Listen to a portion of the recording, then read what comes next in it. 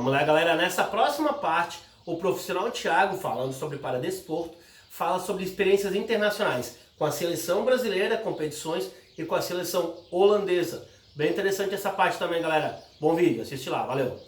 Vamos iniciar a nossa segunda parte. O negócio vai crescendo, o fogo vai aumentando e vamos embora!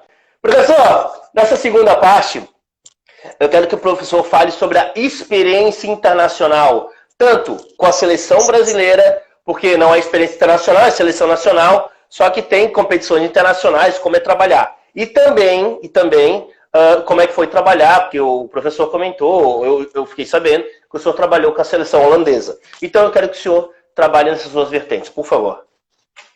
Então, a primeira oportunidade que eu tive, né, de, digamos, trabalhar aí no mais alto nível de uma determinada modalidade, né, que eu considero ser, né, sendo esse universo das seleções, foi com a seleção brasileira feminina de basquete em cadeira de rodas. O convite chegou em 2013, se não me engano, e eu iniciei ali final de 2013 e fui até meados de 2015.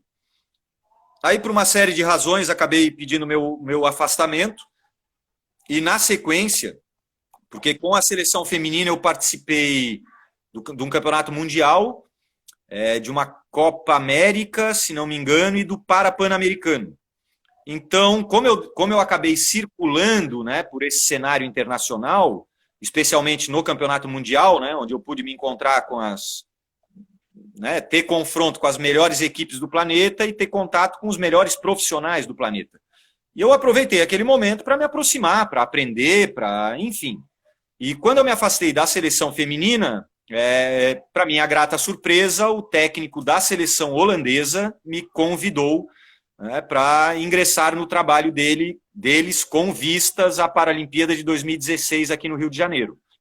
Então, ali, meados de 2015, eu comecei esse trabalho com a seleção holandesa, tanto a feminina quanto a masculina. No caso da Holanda, a feminina ela tem uma performance superior que a masculina, então a menina dos olhos deles é a seleção feminina, tanto é que a gente foi para o Rio de Janeiro buscando o título da Paralimpíada.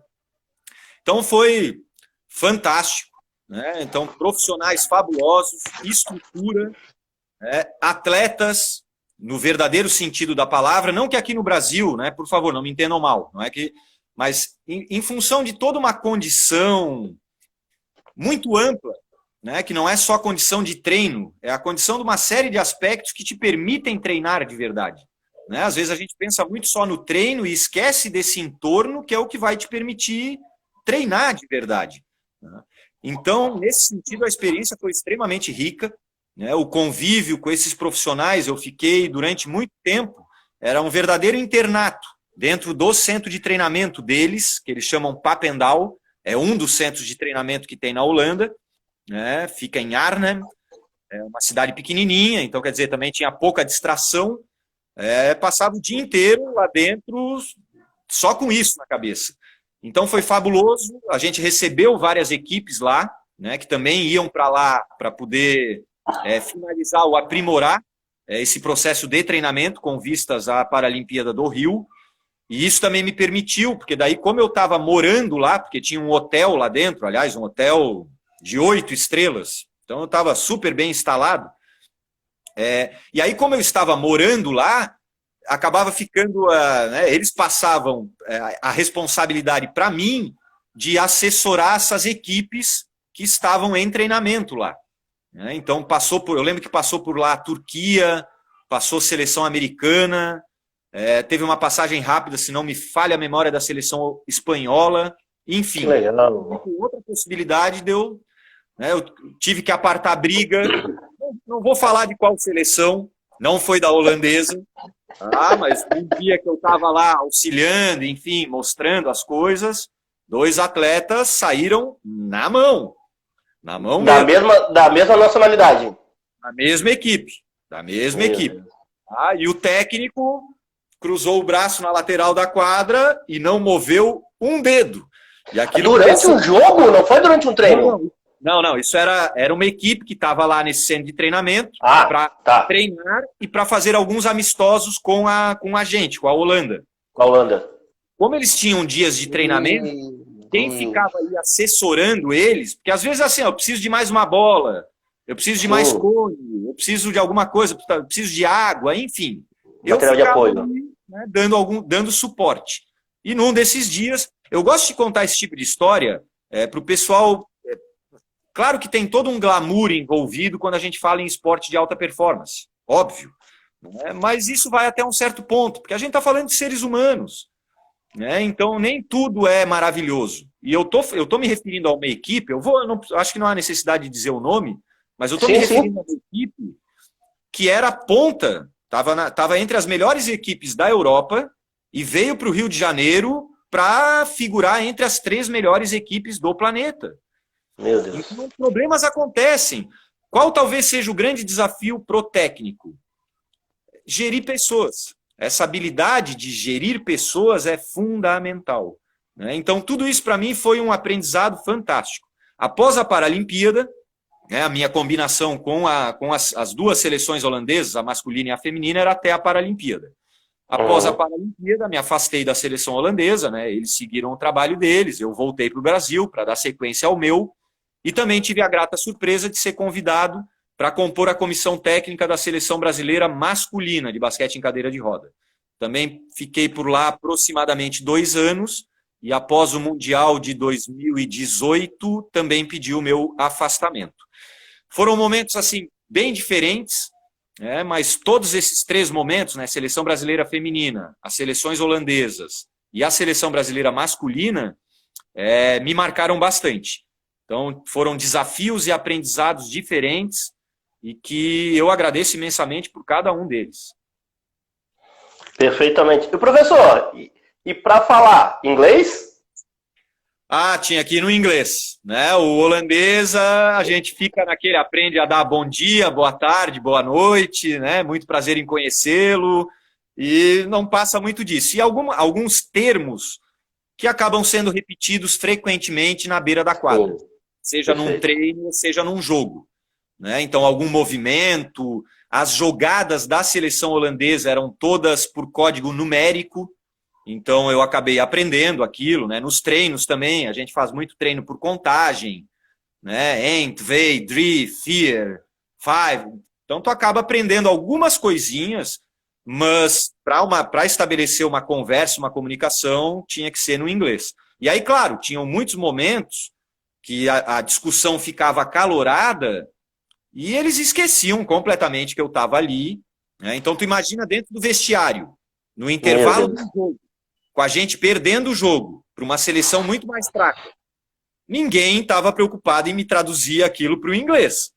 Barbaridade. Então, ok, claro que depois eu sempre procurava perguntar para alguém, né, mais ou menos o que tinha sido dito, mas só pela entonação e pela expressão, quem é do métier já consegue entender alguma coisa.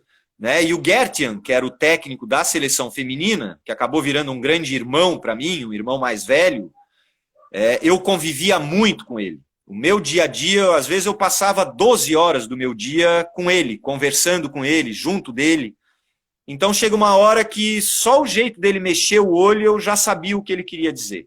Né? Então ali no vestiário, as expressões, né, a entonação, o olhar, diz muita coisa. Entendi. E, professor, Holanda, né, Europa, outra vida, outra civilização, fácil de adaptar? Olha, eu não vou te dizer que é fácil a adaptação, porque tu vai para um país que tem um clima completamente diferente. Se tu me permitir, vou contar uma história bem rapidinho, que eu adoro essas histórias, porque isso é que vai nos marcando. Numa das vezes, porque eu ia e voltava para a Holanda várias vezes, eu não fiquei lá um ano e meio, 2 anos seguidos, né? Porque eu não tinha essa disponibilidade. Então eu ia, passava 1 mês, voltava, passava 2, 3 meses, voltava. Né? Numa das vezes que eu fui, eles me ofereceram de ficar na casa de um atleta, porque eles disseram que eu ficaria mais confortável, teria um cantinho, né? Não ficaria porque o hotel chega uma hora que também tu satura de hotel. Eu falei, não, sem problema. E a casa dele ficava próximo do centro de treinamento, só que não daria de ir a pé. e eles me deram uma van da Mercedes-Benz. Coisa que para eles lá é, né, a gente fala Mercedes aqui, Mercedes, eles estão do lado da Alemanha, Mercedes para eles cai da árvore. Enfim, mas um baita de uma picape, de uma SUV dessa, fabulosa. Só que tecnológica, né? Então teve um dia que eu tinha que sair da onde eu estava hospedado para ir para o centro de treinamento e tinha nevado a noite inteira. Meu Deus! E foi a primeira vez que nevou tanto. E a van tava tudo coberto de neve. Aí eu entrei na van, 6:30 da manhã, liguei. Brasileiro, né? Meio tosco para essas coisas. Fui ligar o limpador de para-brisa achando que ele ia resolver a neve. Ele simplesmente não se mexeu. E eu muito preocupado com o horário, né? Porque a fama do brasileiro não cumprir horário já todos eles mexiam comigo em relação a isso. E foi uma coisa que eu me prometi. Aqui eu não vou perder horário para mostrar para eles que eles não podem falar isso de brasileiro, não. Pelo menos não de mim. Perfeito. Tá certo. Então eu falei, não posso me atrasar. O que eu fiz? Abaixei o vidro da van e fui dirigindo até o centro de treinamento com a minha cabeça para fora da van. Então, consegue imaginar... E o bom que nem tava frio, né? A minha barba tinha congelado. Na época eu tinha cabelo. Então, cabelo e barba tinham congelado completamente. Se eu tocasse assim, quebrava. Mas eu não perdi o horário. Isso era imprescindível, né? Então, assim, não é fácil, né? Porque tem a questão climática. Eu não passei frio, eu passo mais frio aqui, morando no sul do Brasil, do que eu passei lá. Mas é um impacto, né? Porque tem a questão climática mexe contigo. A língua, né? E alguns aspectos culturais. Mas, meu querido, se me convidassem, eu topava o desafio de morar por lá, porque que país fantástico. Se eu vou te resumir de uma forma bem breve, tudo funciona. Ninguém precisa dizer para o outro o que tem que ser feito, né? Há um entendimento em relação à regra. Tá? E aí tudo isso acaba facilitando o processo, né? Então torna a adaptação mais fácil. O grande desafio, no período que eu fiquei mais tempo lá, que eu acho que foram 3 ou 4 meses que eu fiquei direto, o que foi complicado foi me adaptar ao Brasil quando eu voltei para o Brasil. Regrediu, meu Deus. Pegar o carro e ir para o trânsito, ali eu senti saudade da civilidade holandesa. Meu Deus. Ai, dói. Mas vamos lá, vamos tocar nossa vida aqui. Inclusive, professor, e para quem está nos assistindo, a quarta parte vai tocar muito nesse ponto aí de facilidade, trabalho social, ajuda de governo, mas vamos deixar isso para a quarta parte.